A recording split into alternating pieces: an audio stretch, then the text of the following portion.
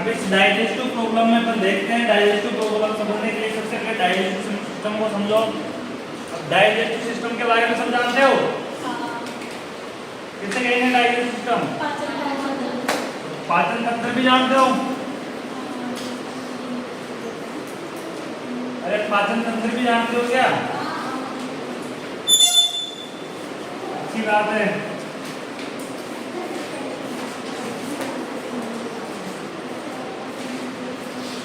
अपनी बॉडी की सबसे बड़ी ग्रंथि कौन सी है? अपनी बॉडी की सबसे बड़ी ग्लैंड कौन सी है? लीवर। Second pancreas. और थर्ड अपनी बॉडी की 3 सबसे बड़ी ग्रंथियां। पहली कौन सी आ गई? Second pancreas. Third spleen. कौन सी है? स्प्लीन। डाइजेस्टिव सिस्टम ओरल से स्टार्ट होता है। कहां से स्टार्ट होता है? ओरल से स्टार्ट होता है। ओरल से स्टार्ट होता हुआ कहां पे जाके रुकता है? एनएस पे जाके रुकता है। कहां पे जाके रुकता है? एनएस पे जाके।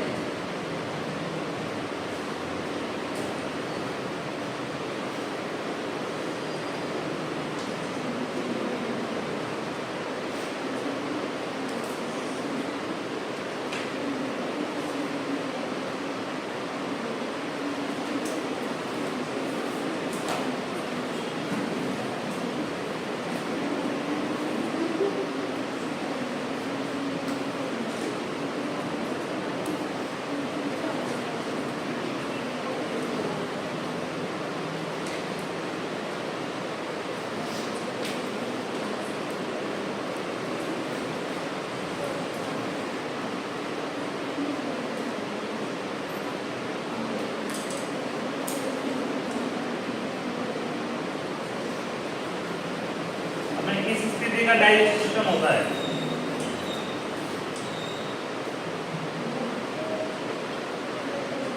ये इस वाली कैविटी को बोलते हैं ओरल कैविटी।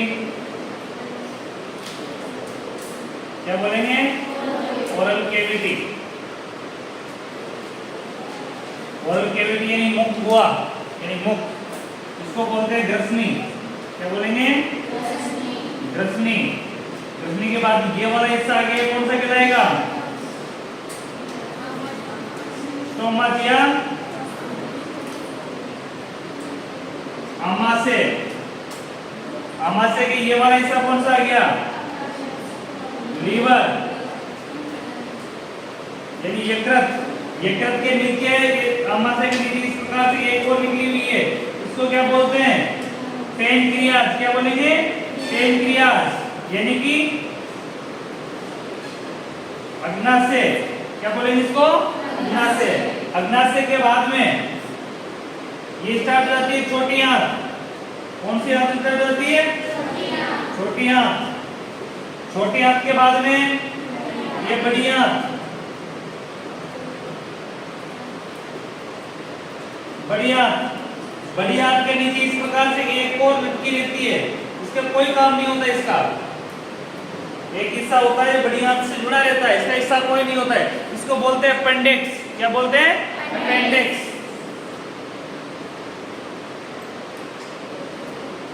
अपेंडिक्स।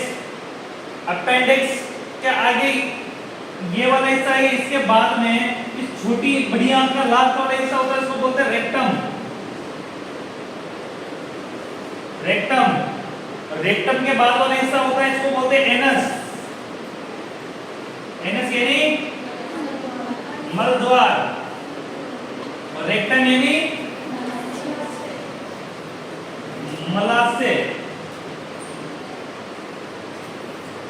अब मलाशय ऊपर वाला बड़ी आंत का भाग होता है, मलाशय से जस्ट ऊपर जो बड़ी आंत का भाग होता है उसको और किस नाम से जानते हैं?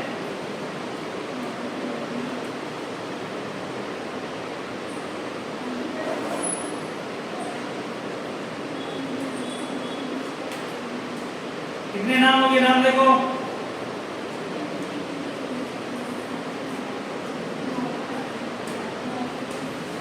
नौ के, नौ में देखना इसके बीच में इस प्रकार से एक थैलीनुमा स्ट्रक्चर होती है लीवर के बीच में, इसको बोलते हैं गॉल ब्लैडर, पित्ताशय। क्या बोलते हैं इसको? Gall bladder, पित्ताशय।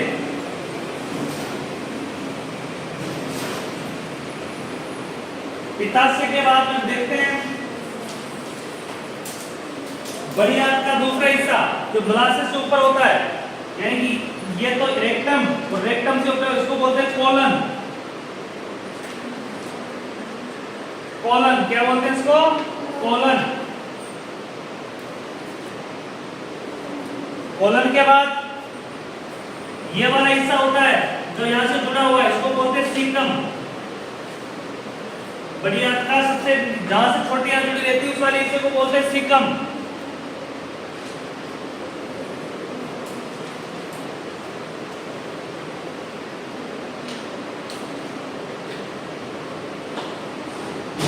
आमाशय से जो छोटी आंत जुड़ी रहती है इस वाले हिस्से को बोलते हैं ग्रेनी या डेडुनम।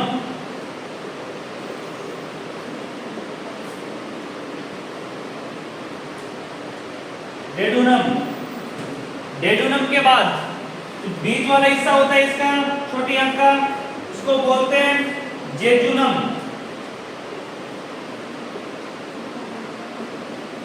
जेजुनम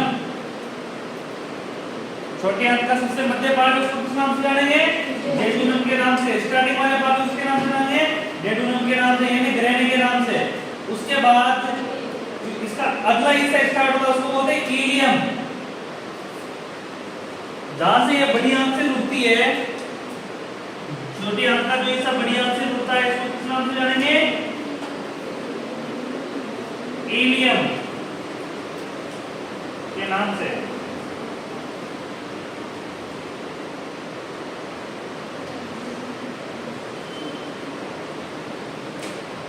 छोटी आंत बड़ी आंत के तीन तीन नाम है, तीन तीन भाग है। छोटी आंत का पहला भाग है डेडुनम, फिर जेजुनम, फिर इलियम। बड़ी आंत का पहला भाग है सीकम, कोलन और रेक्टम। बड़ी आंत के तीन पार्ट है सीकम, कोलन और रेक्टम। चित्र बनाना चाहो बना लो, डायरेक्ट नाम लिखना चाहो लिख लो, जल्दी करो जो भी करना है।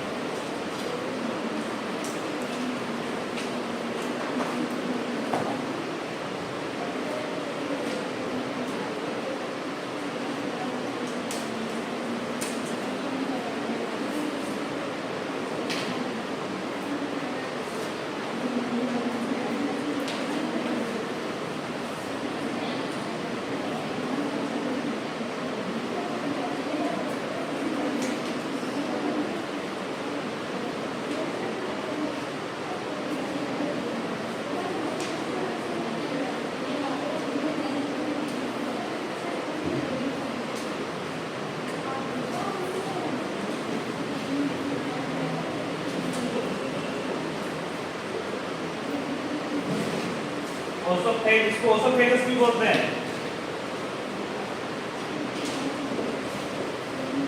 ओसोफेगस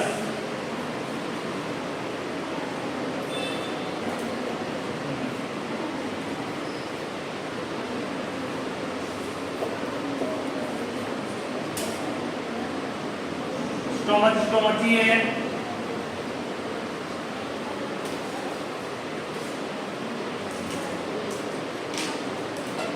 पैंक्रियाज,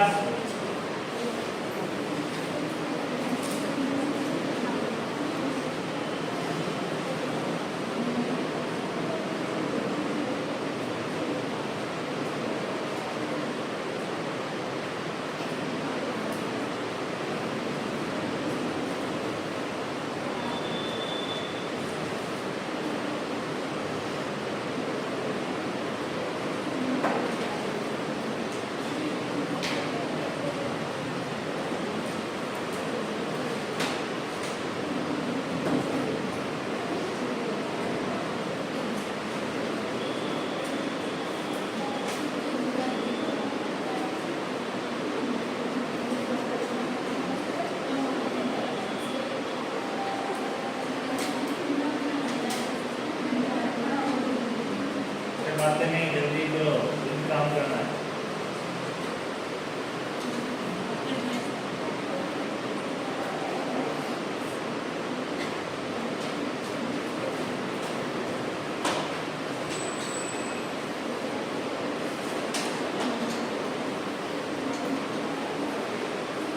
इस सिस्टम के अंदर किसी भी प्रकार की जो प्रॉब्लम होती है उसको कौन सी बोलेंगे? Digestive problem. ये चित्र किसका है? किसका चित्र है ये? डाइजेस्टिव सिस्टम का।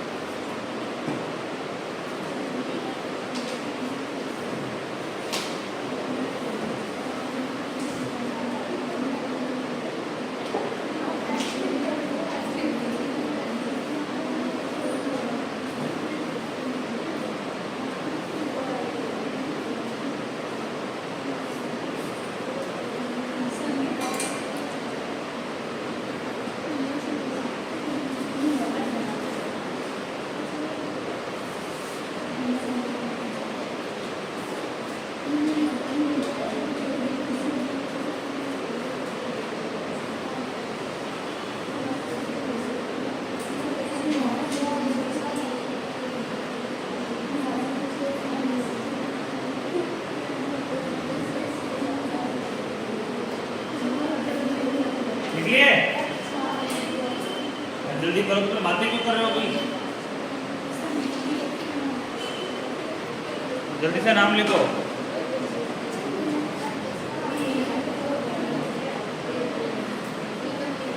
अरे पीछे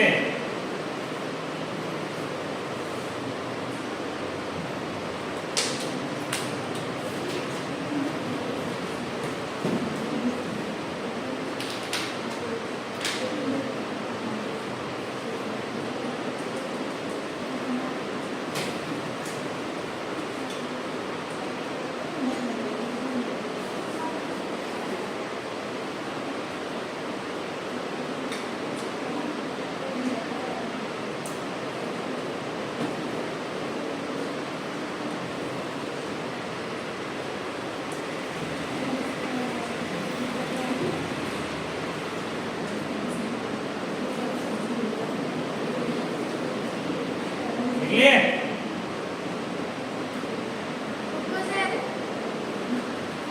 ठीक है, इसको डार्ट इसोफेगस भी कर सकते हो आप।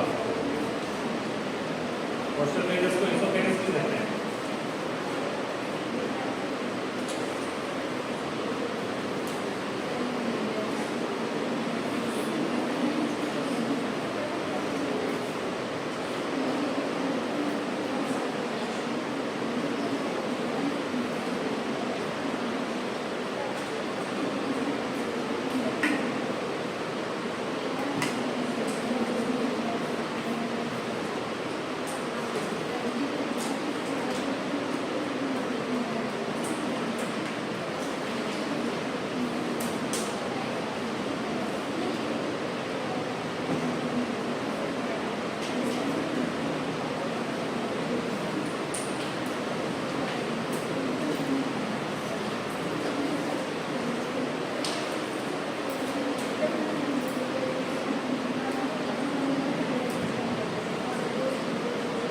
बना लिया चित्र, इसलिए सभी ने तो ऐसा तो नहीं लिखा इधर,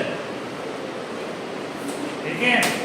आगे इसमें देखना, डाइजेस्टिव लिखना इसके नीचे, डाइजेस्टिव सिस्टम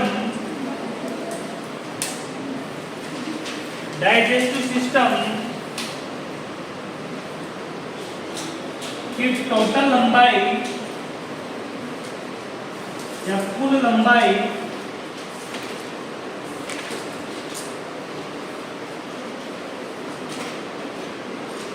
डाइजेस्टिव सिस्टम की कुल लंबाई 9 मीटर होती है। डाइजेस्टिव सिस्टम यानी पाचन तंत्र की कुल लंबाई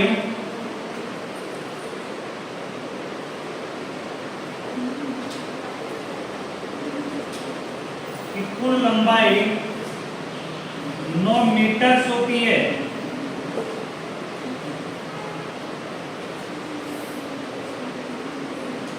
9 मीटर होती है।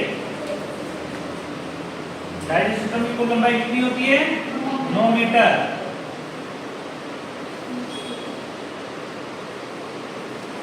सिंपल लिखना,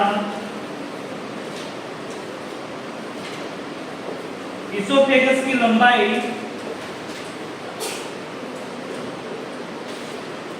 10 इंच या 25 सेंटीमीटर होती है। इसोफेगस की लंबाई यानी कि मुंह से लेकर आंख तक, इसोफेगस की लंबाई 10 इंच या 25 सेंटीमीटर होती है।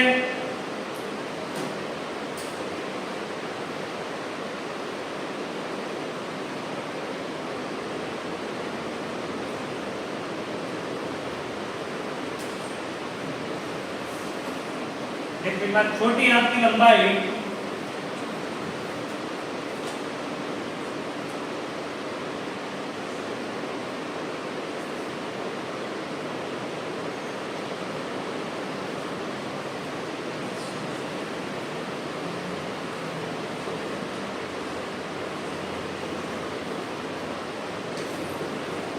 छोटी आंत की लंबाई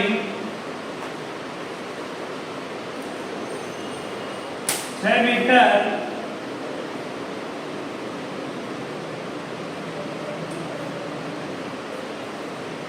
या 20 फीट की होती है।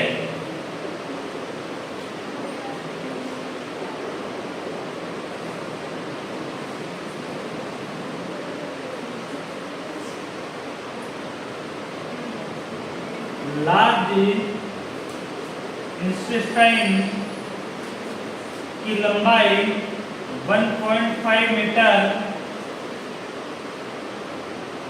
1.5 मीटर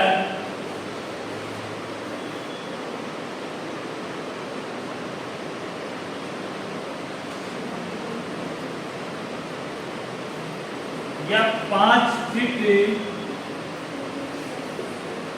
की होती है।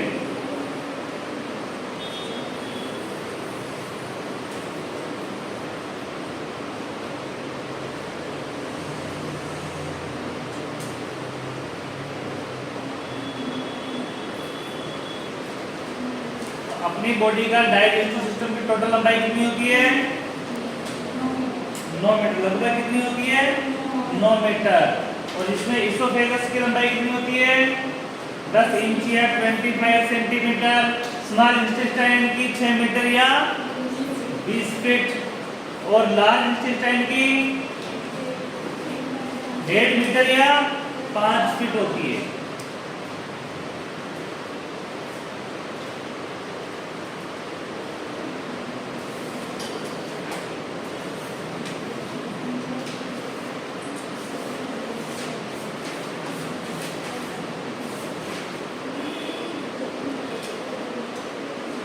इसके बारे में लेना digestive problem.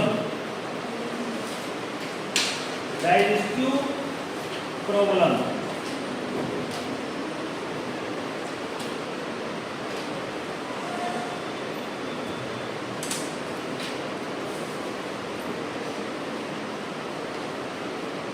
Digestive problem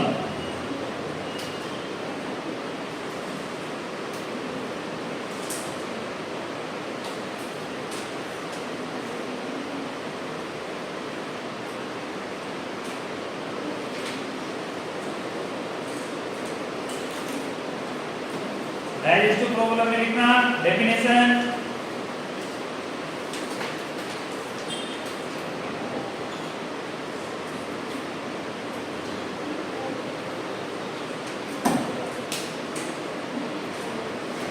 digestive problem में लिखना डेफिनेशन।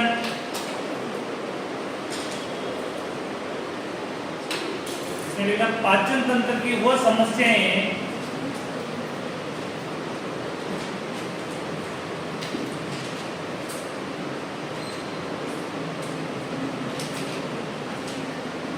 पाचन तंत्र की वो समस्याएं जिनके कारण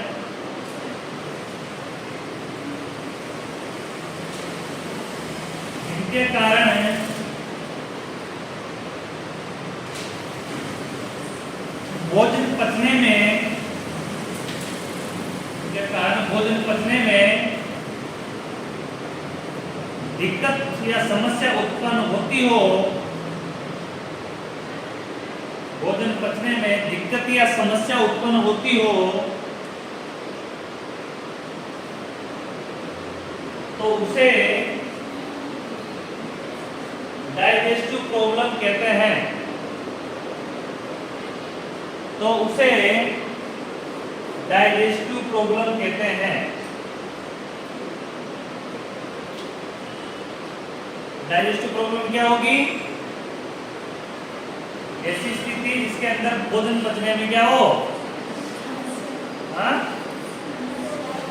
समस्या आती हो, तो उसी को क्या कहेंगे? Digestive problem. डाइजेस्टिव प्रॉब्लम का उदाहरण लिखना पहला, तो 1 नंबर लगा के लिखना अपच। पहली बीमारी लिखना अपच।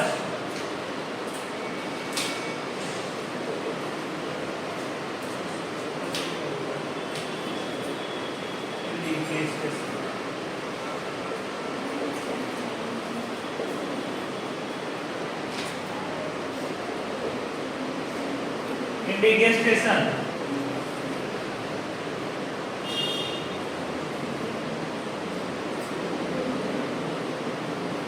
इंडिगेस्टेशन फर्स्ट नंबर। इसको हिंदी में क्या बोलेंगे? अपच।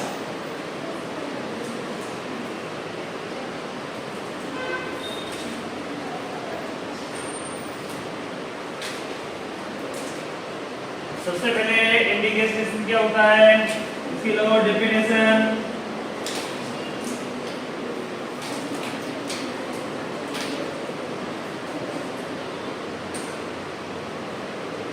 डेफिनेशन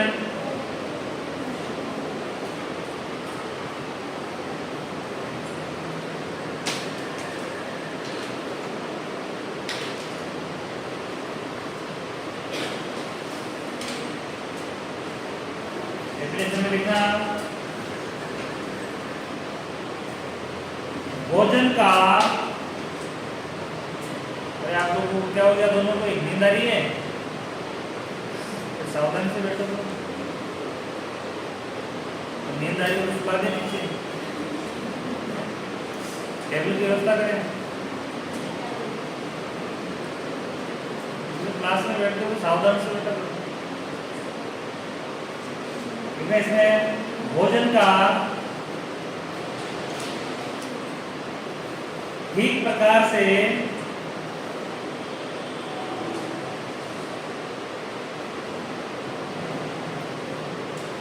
पाचन न होना, भोजन का ठीक प्रकार से पाचन न होना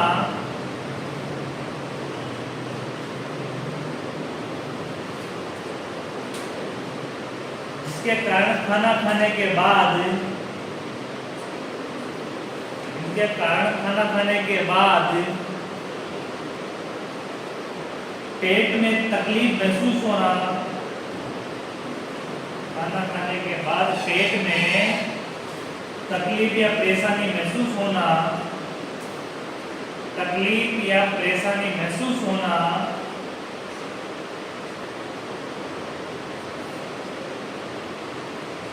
जी मचलना, जी मचलना, उल्टियां होना,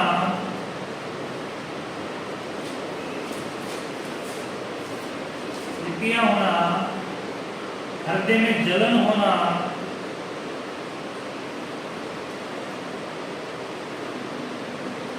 पेट में वायु भरना,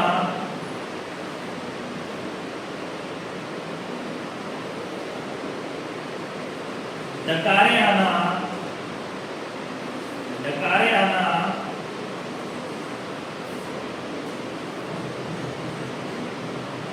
जैसे लक्षण प्रकट होते हैं तो, ऐसे लक्षण प्रकट होते हैं तो, जैसे लक्षण प्रकट होते हैं तो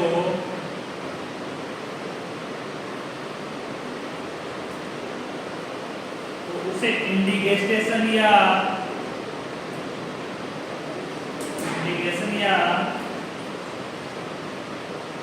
अपच कहते हैं।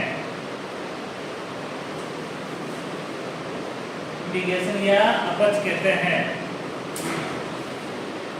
इंडिगेशन या अपच कहते हैं। ऐसी कंडीशन जिसमें खाना नहीं पचता हो, उसके कारण दिक्कतें उत्पन्न होती हो, तो उसे क्या कहेंगे? अपच। पेट में अधिकतर अपच की प्रॉब्लम होती है, खाना अच्छे से नहीं पचता है। खाना अच्छे से नहीं पचेगा तो कौन सी प्रॉब्लम रहेगी? भूख भी अच्छे से नहीं लगेगी। अगर खाना बराबर नहीं पचेगा तो भूख भी बराबर नहीं लगेगी। उस कंडीशन में क्या कहेंगे? अपच। क्या बोलेंगे? अपच। इसका कारण लिखना। अपच का कारण क्या है? हेडिंग लगाओ कोजेस।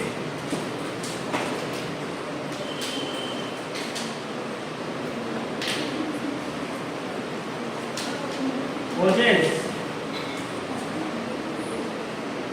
कारण।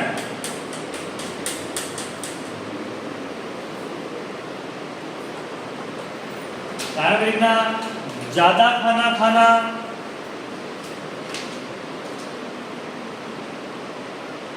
ज्यादा खाना खाना,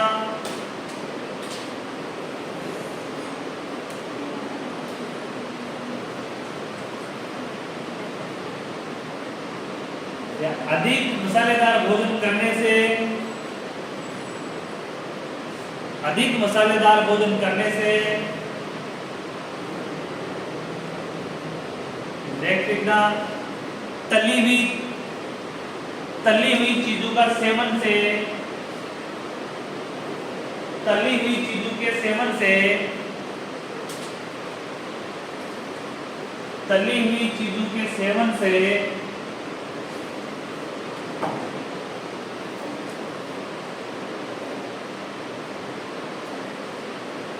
दूषित भोजन खाने से, दूषित भोजन खाने से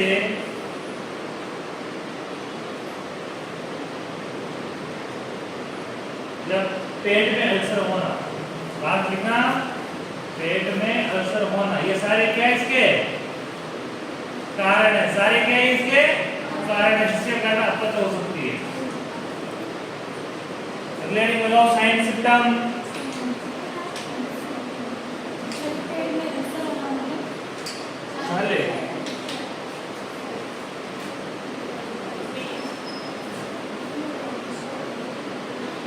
साइन सिस्टम, अरे कई बार पेप्टिक अल्सर हो जाते हैं, खाली हो जाते हैं पेट में, इससे भी खाना नहीं पचता है। साइन सिस्टम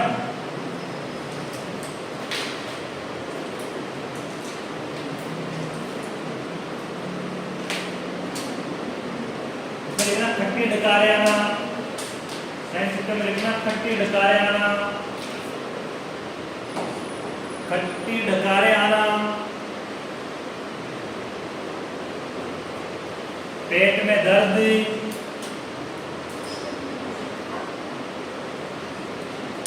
जी मचलना,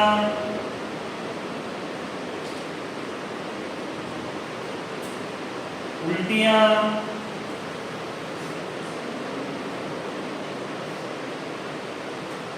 गैस बनना,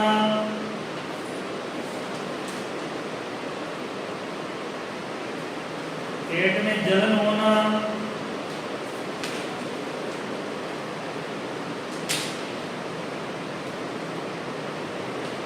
भूख की कमी, सीने में जलन।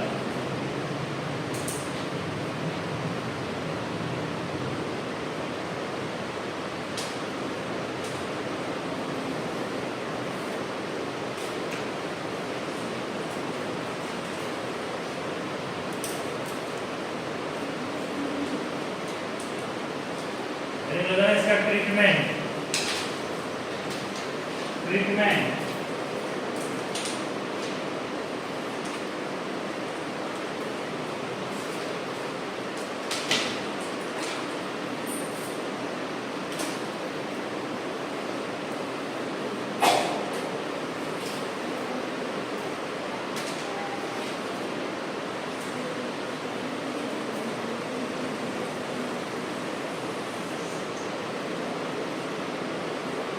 स्टेटमेंट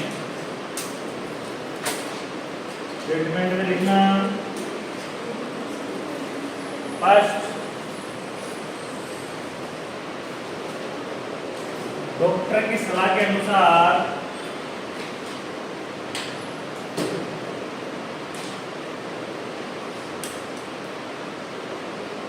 डॉक्टर की सलाह के अनुसार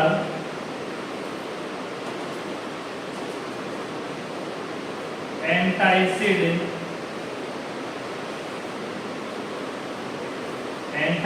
ड्रग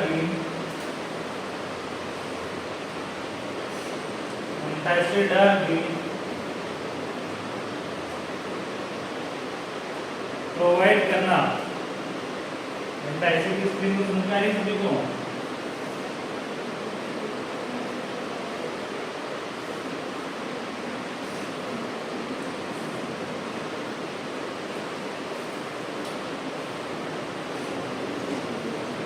प्रोवाइड करना यानी प्रदान करना।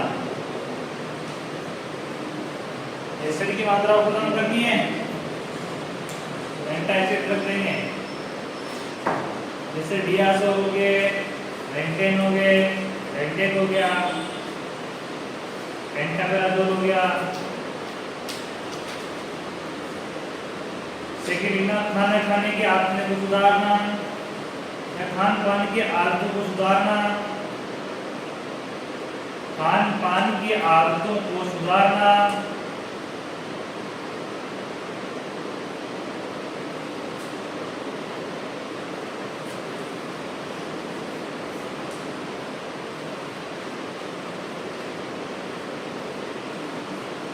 रात्रि को सोने के 1 या 2 घंटे पहले भोजन करना।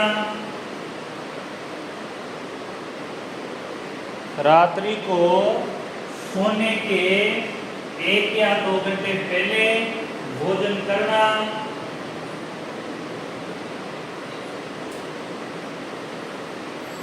एक या 2 घंटे पहले भोजन करना।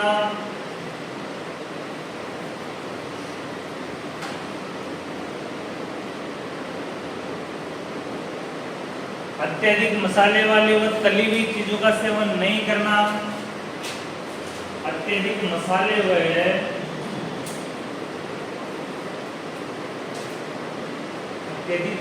व तली हुई चीजों का सेवन नहीं करना। तली हुई चीजों का सेवन नहीं करना।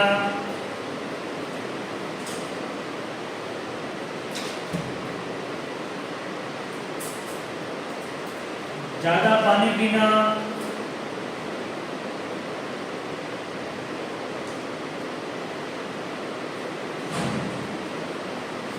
हल्का व सुपाच्य भोजन खाना। हल्का व सुपाच्य भोजन खाना।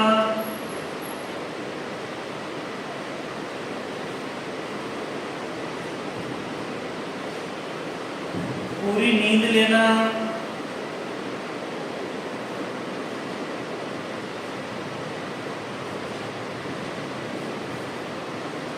पूरी नींद लेना।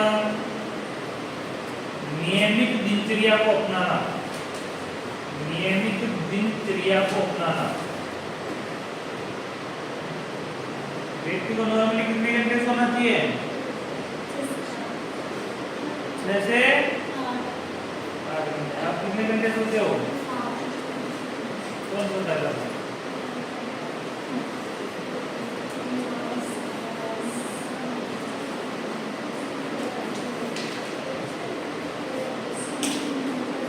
पर्याप्त नींद कितनी होती है? 6 घंटे। 6 घंटे में नींद पर्याप्त हो जाती है, लेकिन फिर भी कितने घंटे तक सोते हैं? 8 घंटे तक, तभी नॉर्मली माना जाता है। लेकिन अगर 6 घंटे से कम नींद रह जाती है तो अपच की संभावना हो जाती है। कैसे संभावना हो जाती है? अपच की। बहुत से तो मोबाइल के चक्कर में उठ रह जाते हैं।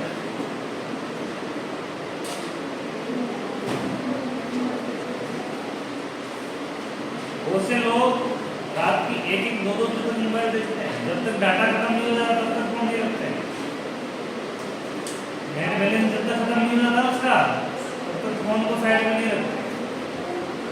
मैंने दोस्तों के मोबाइल ऐसे देखे जिनकी चार्ज पिन भी अपने बेड पे होती है, यानी चार्ज लगाते लगाते भी देखते हो, चार्जर के साथ भी फोन को देखते हैं, ऐसे भी देखते हैं लोग,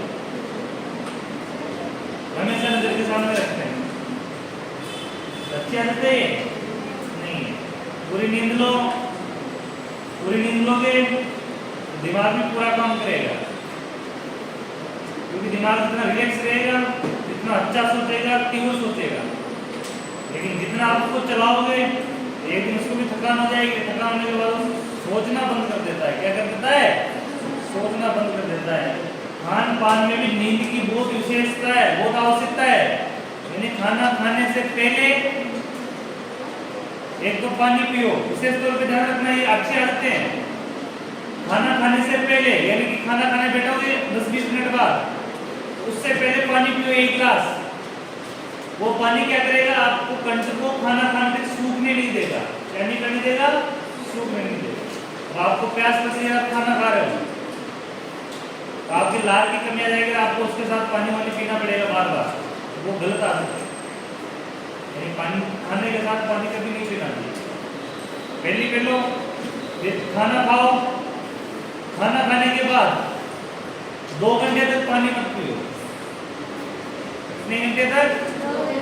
मिनिमम 1 घंटे तक तो पानी मत पियो। लेकिन इतना रुकते हो? अब पानी नहीं पीने का मतलब ये थोड़ी ना कि बिल्कुल ही मत पियो। बोलते हैं नहीं खाना खाने के बाद पानी नहीं पीना चाहिए, तुरंत बाद पानी नहीं पीना चाहिए। इसका मतलब ये तो नहीं कि पानी पीना ही नहीं है। पानी इसलिए नहीं पीते कि जितनी भी वो रिक्वायरमेंट है उसके हिसाब से नहीं पीते। तो खाना खाने के बाद अचानक प्यास लगती है, उस प्यास के दौरान पर दबा के पानी पी लेंगे, यानी पूरा लोटा गटक जाएंगे। जब पूरा लोटा गटक गए उससे पेट में आपरा आ जाएगा, क्या जाएगा? आपरा, पेट फूल जाएगा, उठने बैठने में समस्या हो जाएगी, लेटना पड़ेगा। उस आपरे को रोकने के लिए क्या करना है?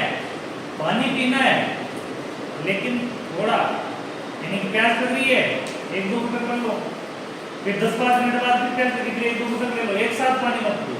धीरे धीरे 2 घंटे के अंदर अपना खाना डाइजेस्ट हो जाएगा, उसके बाद दबा के पानी पी के आप सो जाओ, कोई दिक्कत नहीं। अगर व्यक्ति खाना खाने के बाद तुरंत सो जाता है,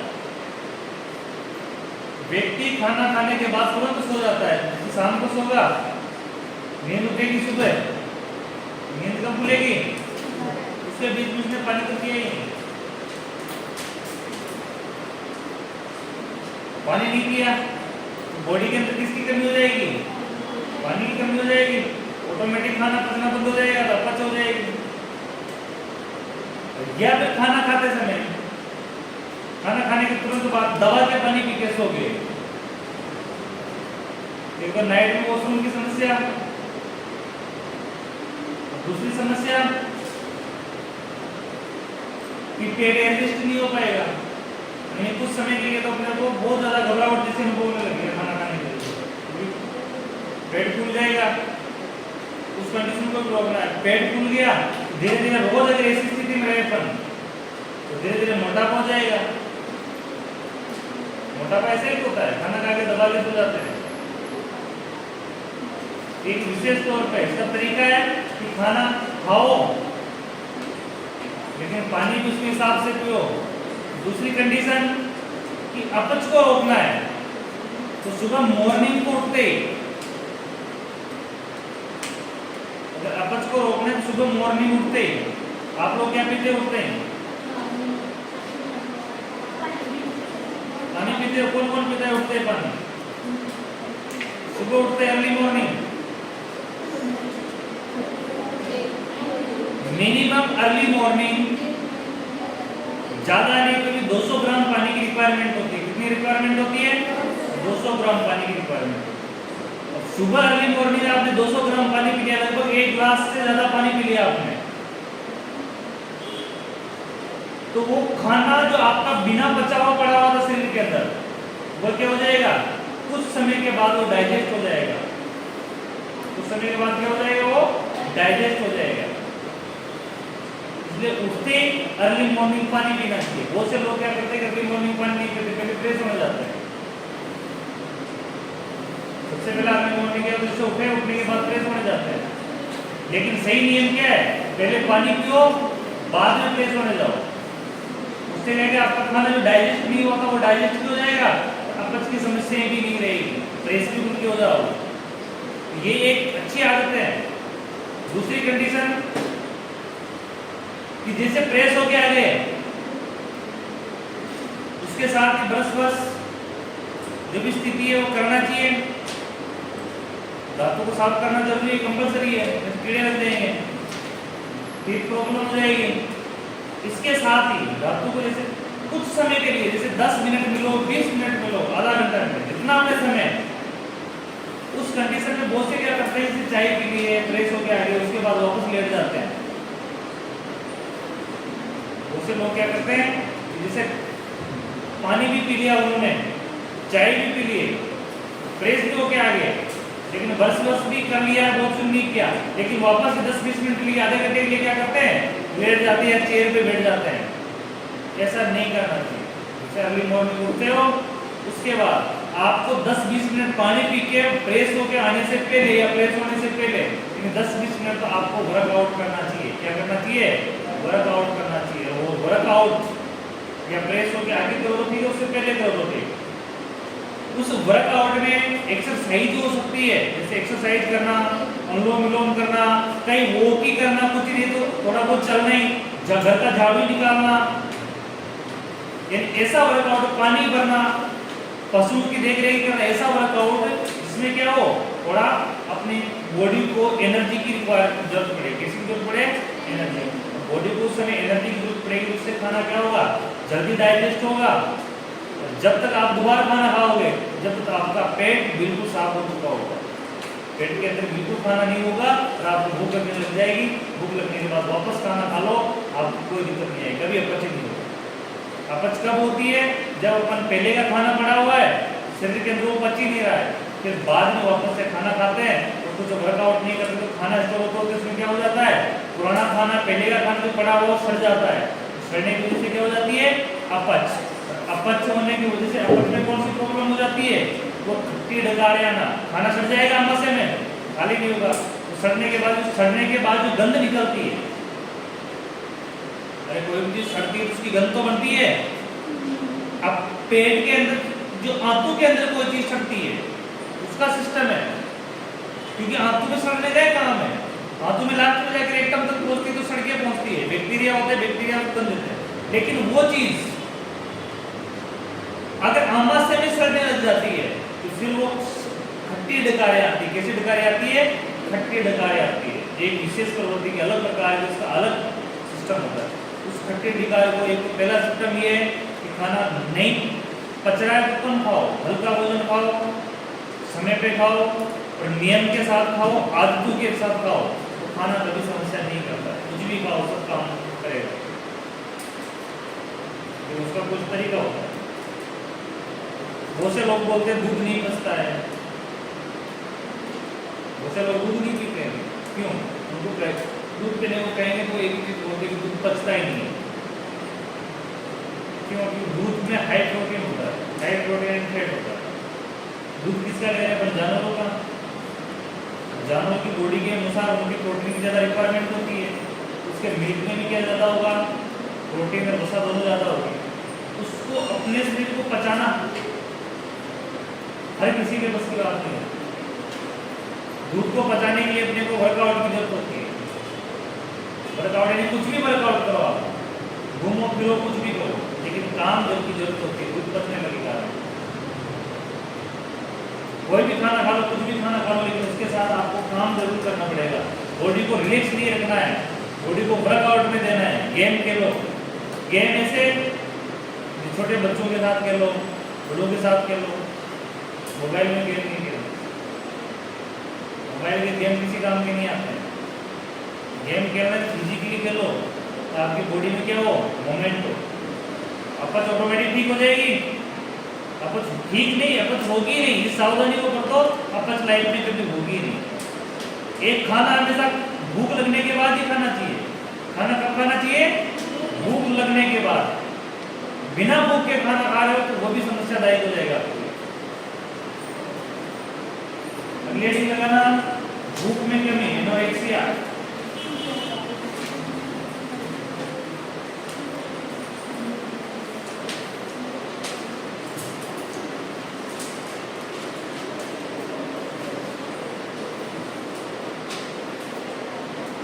एनोरेक्सिया, भूख की कमी।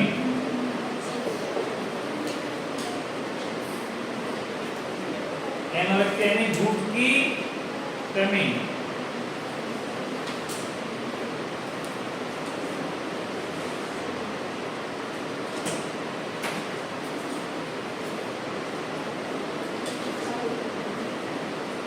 भूख की कमी, भूख की कमी लिखना, भूख की कमी शरीर में, भूख की कमी शरीर में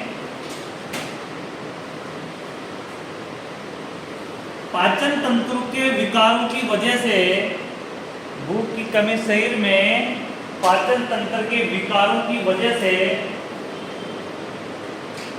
विकारों की वजह से आती है।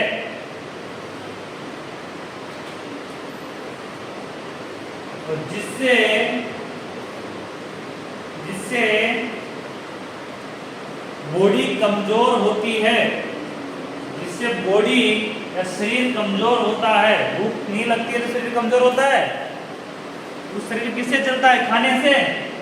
खाना ही नहीं होगा शरीर कमजोर होगा। इसके कारण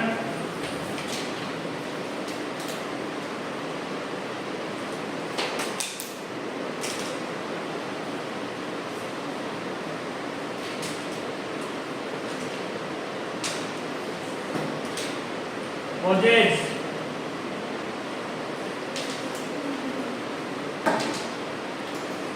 और देखना पाचन तंत्र में विकार, डाइजेस्टिव सिस्टम डिसऑर्डर, पाचन तंत्र में विकार।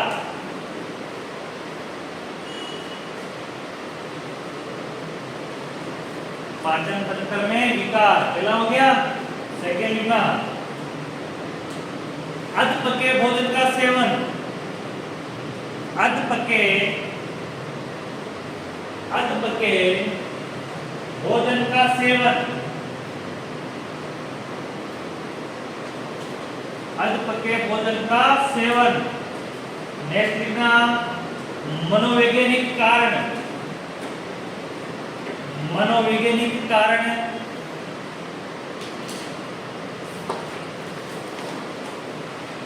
मनोवैज्ञानिक कारण।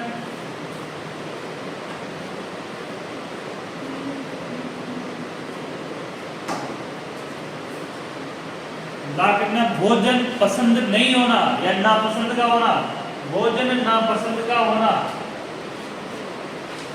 भोजन नापसंद का होना।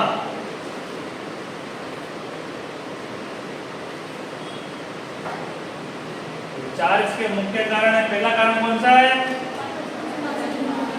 क्या? बिल्कुल, पाचन तंत्र में विकार। सेकेंड, थर्ड और फोर्थ, बिल्कुल। अगर ये साइन सिस्टम, साइन सिस्टम को ऐसे भी लिख सकते हो, साइन सिस्टम एसएस, चिन्ह व लक्षण। साइन सिस्टम को क्या कहेंगे हिंदी में? चिन्ह व लक्षण। इसमें लिखना, पेट में दर्द, पेट में जलन, पेट में दर्द। नेक्स्ट लिखना, पेट में जलन, जी मचलना, निर्जलीकरण, निर्जलीकरण जिसको बोलते हैं डिहाइड्रेशन, डिहाइड्रेशन।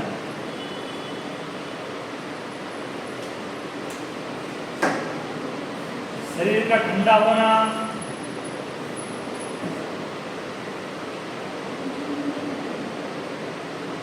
शरीर का ठंडे होने को इंग्लिश में क्या बोलेंगे? शरीर ठंडा होने को इंग्लिश में क्या कहते हैं? खून की कमी, चक्कर आना, सिर दर्द,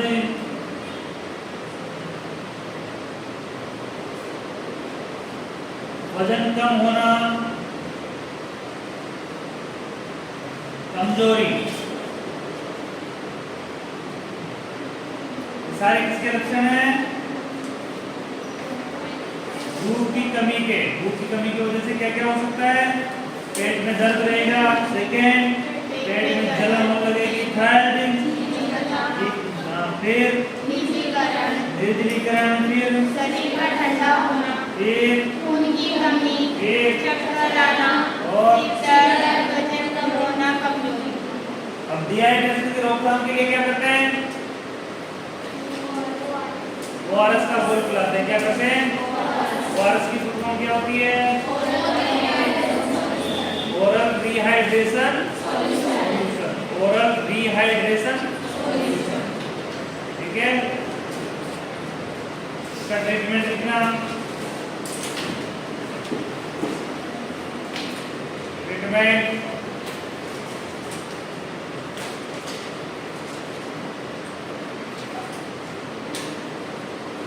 लिखना, संतुलित आहार देना,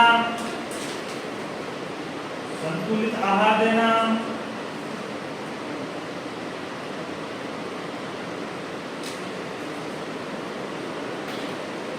स्वास्थ्य शिक्षा देना,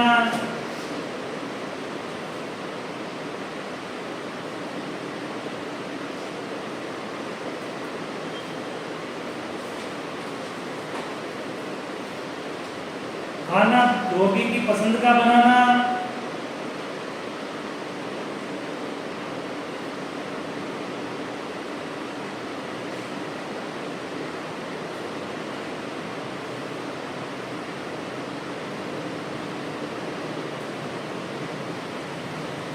खान पान के आदतों को सुधारना,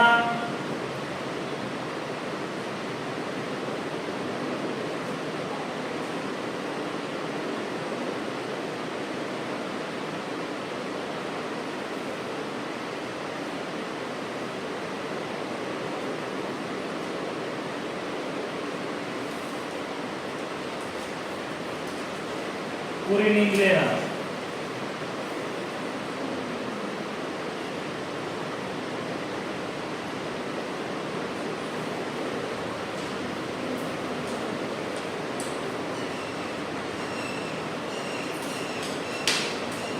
नेक्स्ट कितना? वोमिटिंग, वोमिटिंग,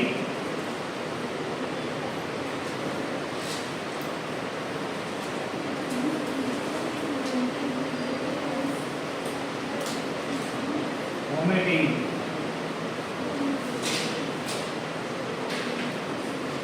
वोमिटिंग यानी उल्टियाँ,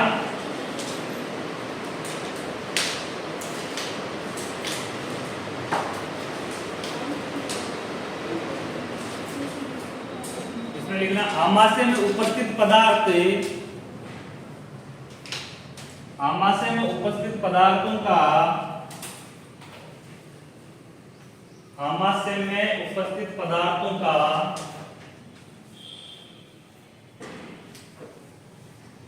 आमाशय में उपस्थित पदार्थों का मुंह से होकर बाहर निकलना, मुंह से होकर बाहर निकलना वमन या वोमिटिंग कहलाती है। वमन,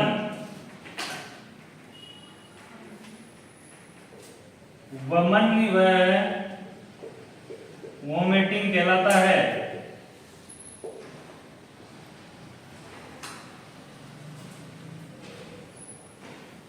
वमन व वोमिटिंग कहलाता है।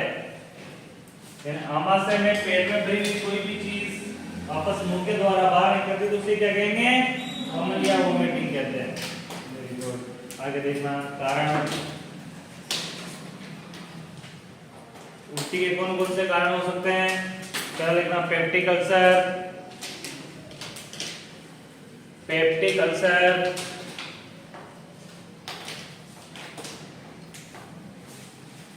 पेप्टिक अल्सर, आमाशय का कैंसर, आमाशय का कैंसर,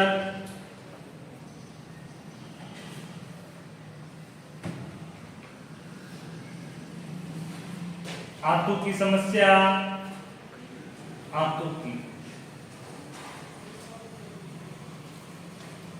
की समस्या,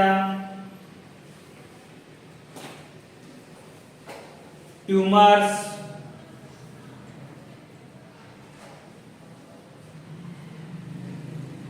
लीवर की समस्या,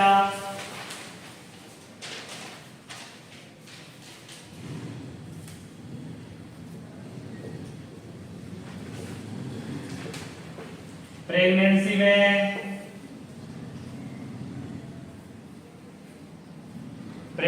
में, यात्रा के दौरान,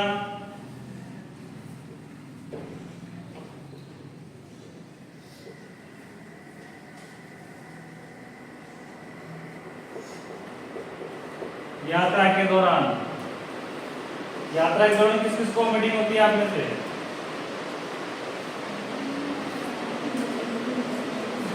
किस किस को होती है?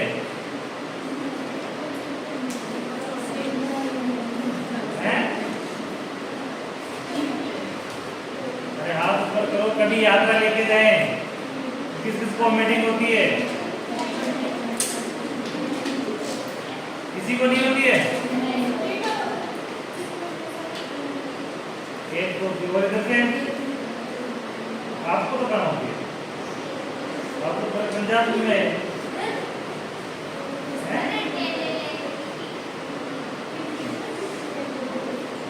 टेबलेट के बाद नहीं होती है।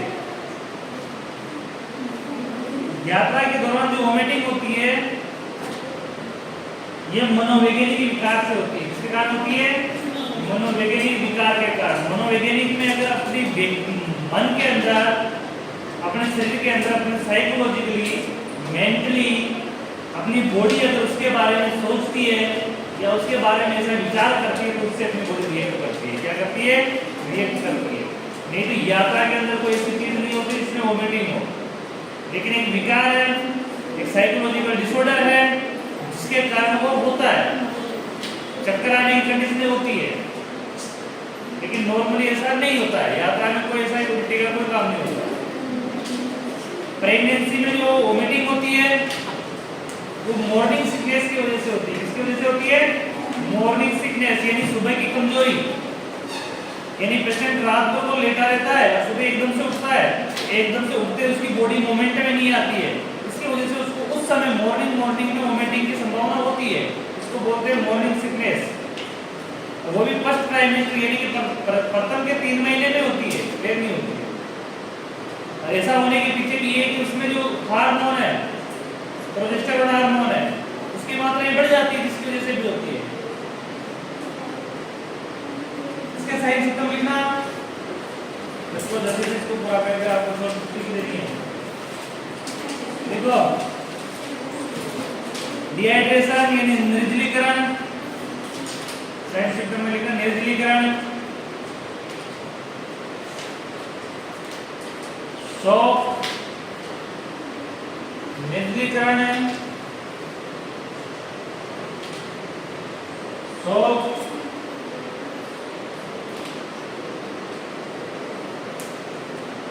किडनी फेल, किडनी गुर्दा, घबराहट,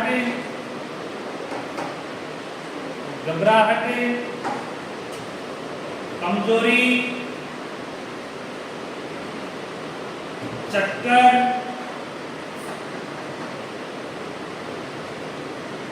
आदि। इसका ट्रीटमेंट, आगे में इसका ट्रीटमेंट,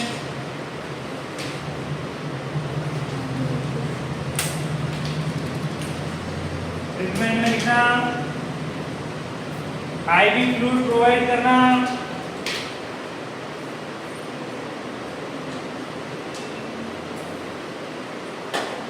आईवी फ्लूइड देना,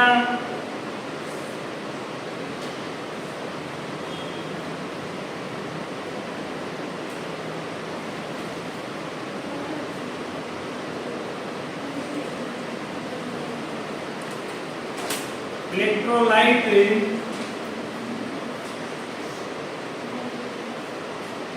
बैलेंस करना,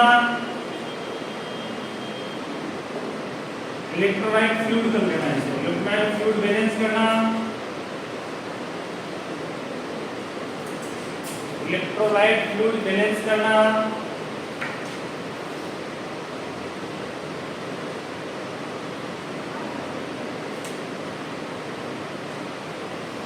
उल्टी को रोकने के लिए,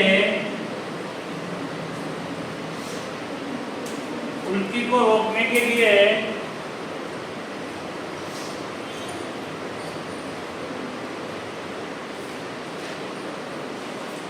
एंटीइमेटिक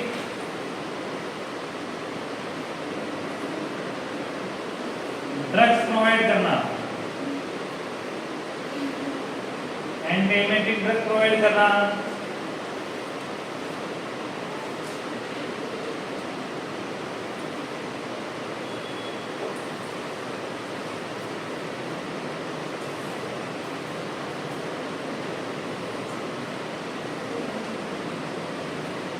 जैसे ओंडास्टेरॉन, उल्टी की सबसे चुनिंदा दवाई है ओंडास्टेरॉन, इंजेक्शन भी आता है हॉस्पिटल के अंदर, प्रत्येक जो बोतल लगाई जाती है उसमें ओंडास्टेरॉन डाला जाता है, ऐसे उल्टियां नहीं हो बोतल की वजह से।